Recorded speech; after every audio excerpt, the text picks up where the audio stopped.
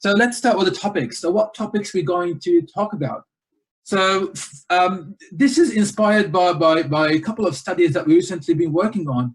When we receive data from operators, we find it a bit challenging. So we're going to talk about that challenge. We think it's straightforward, but actually it's not.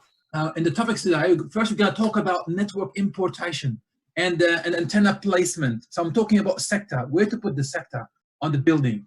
So this is something very, very interesting in 5G or also in 3D modeling in general. So we're going to talk about importation and modeling 3D antennas, and then we're going to talk about antenna, which is smart antenna and power modeling. So we're going to talk about specifically the broadcast beam, how to manage and how to model the broadcast beam, which is very important.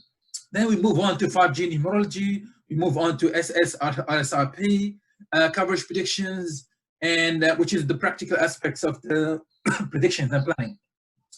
And then in the second section, we'll be talking about statistical analysis. This is extremely important.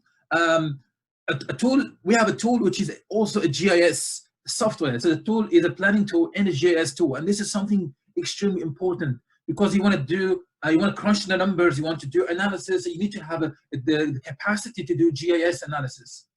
All right, and we have throughput analysis, massive MIMO configurations, and carrier aggregation.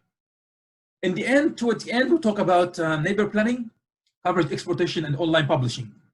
How to publish the coverage online. So the tool has a very simple importation mechanism. So we can actually receive a CSV, and then the CSV file can be in any format.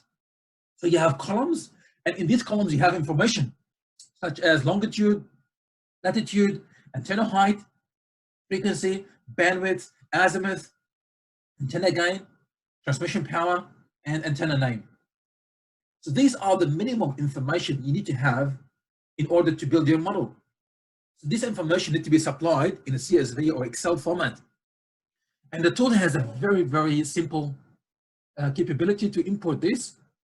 We're not going to talk about too much, but you can see here the drop menus. So we can match every column with the proper parameter and software, and then we can import.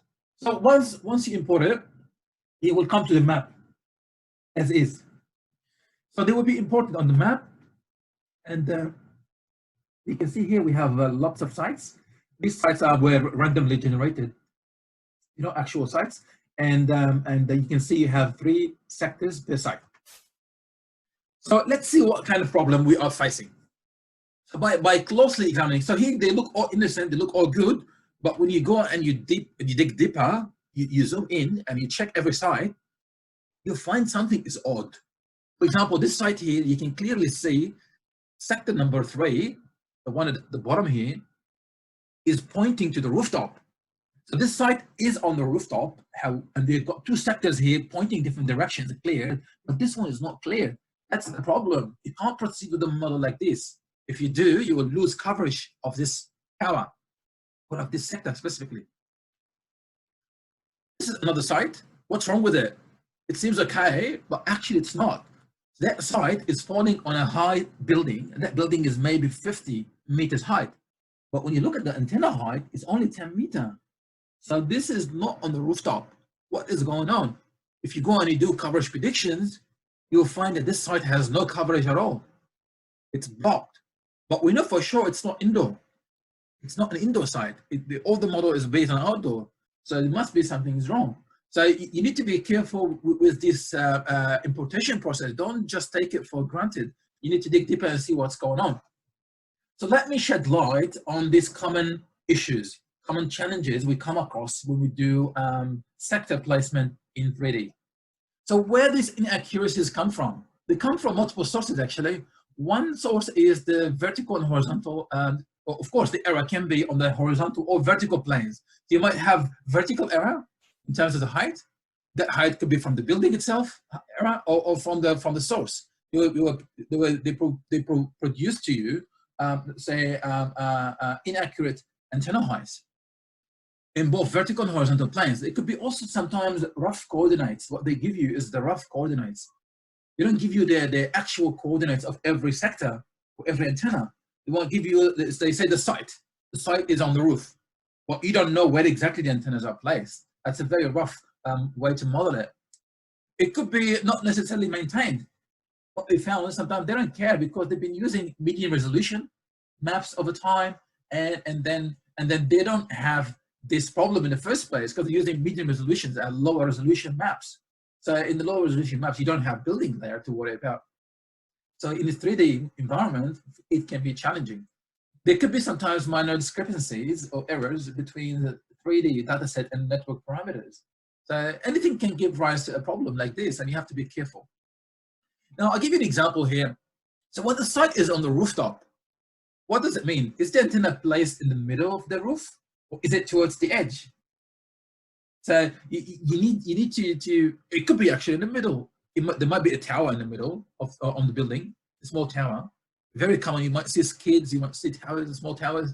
So it could be actually in the middle of the but it's elevated in that case. So you need to be able to discriminate and then differentiate of these different scenarios. Is the antenna elevated or is it sinking below the roof height? So all these questions, all these challenges can be a problem in planning.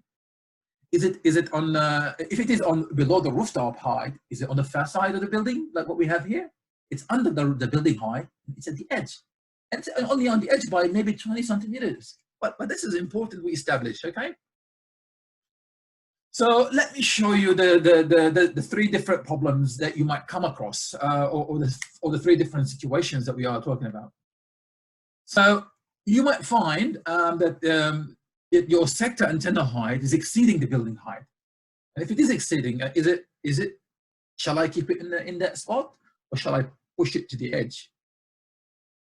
So if you have accurate coordinates in the first place, then it's not a big deal. But if you don't have if you have rough estimates of the sites, then you have to make a decision about this.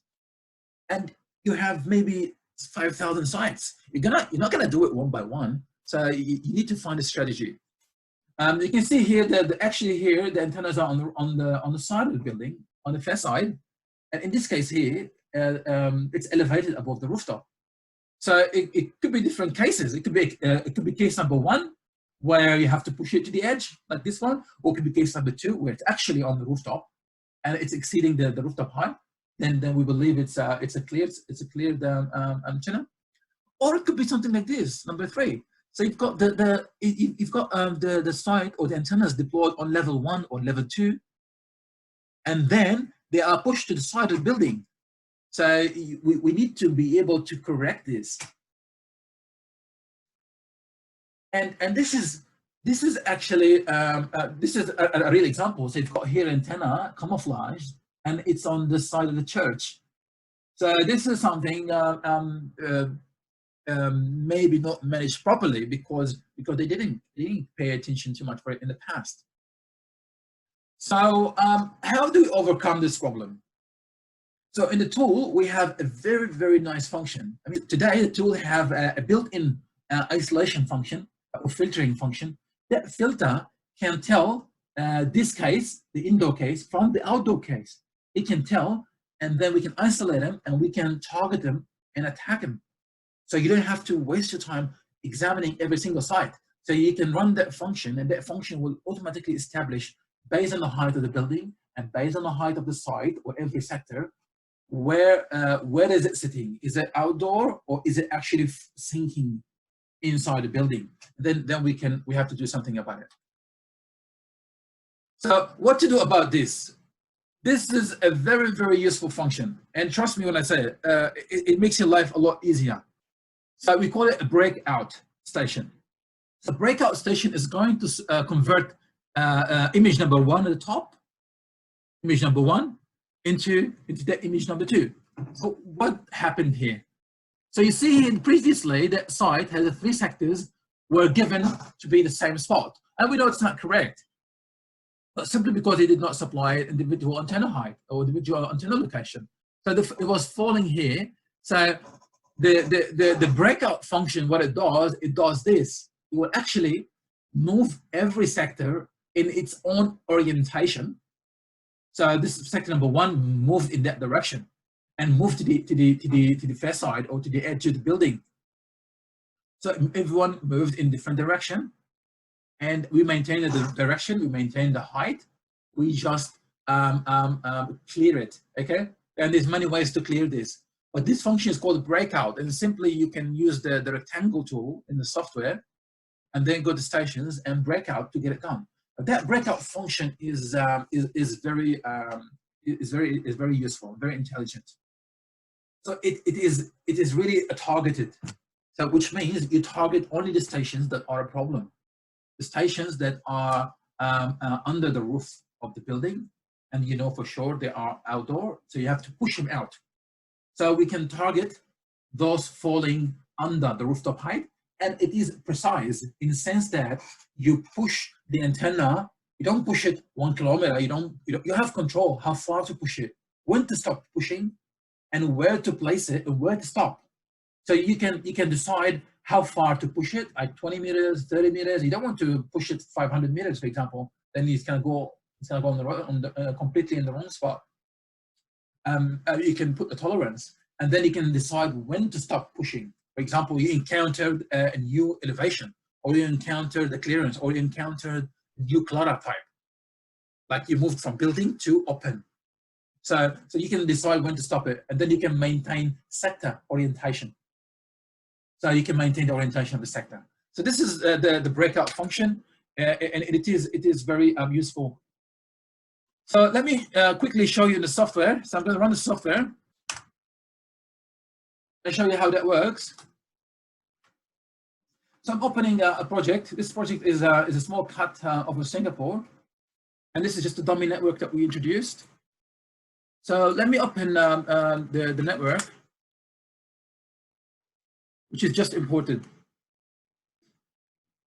So this is the network, and then if I zoom in a bit and I display the building layer, so you can overlay the individual sites and the prospective buildings. So this is the building footprint, and these are the sites. Now, to do a breakout, first you need to do isolation. So you go object, and then you go to stations, and then you go to activation, and then you isolate by query, and then you decide, okay, I want to get only the indoor ones, following the criteria. So you see, the black ones the black sites have no problem to start with. Let me make this less busy for you as well. So the black ones have no problem. They have no problem. They are already cleared. But these green ones are problematic. So let's have a look, see what's wrong with them. For example, this site here is falling on the building, and it looks like the site height is only 10 meters. And when you look at the building height, it's here, the building height is 31 meters here, 31 meters. So it can't be, it's not possible. So you see, this is very useful. We already discriminate which one to look after. And then the second step is to break it out. So break it out is very simple. You go and highlight them, and then you go to stations, and then you go to breakout. So the breakout, I can tell the software up to, say up to 60 meters on the building top, and then move to the nearest clutter. So once you face something other than building, and we're going to target buildings, only buildings. Let's see what happened. You see, they moved right away. So you can decide how far to move them. And you see, this is very nice now. That moved to the edge of the building, that moved to the edge of the building. So this is the breakout. It's very simple, but it makes your life a lot easier. So let me go back to the presentation.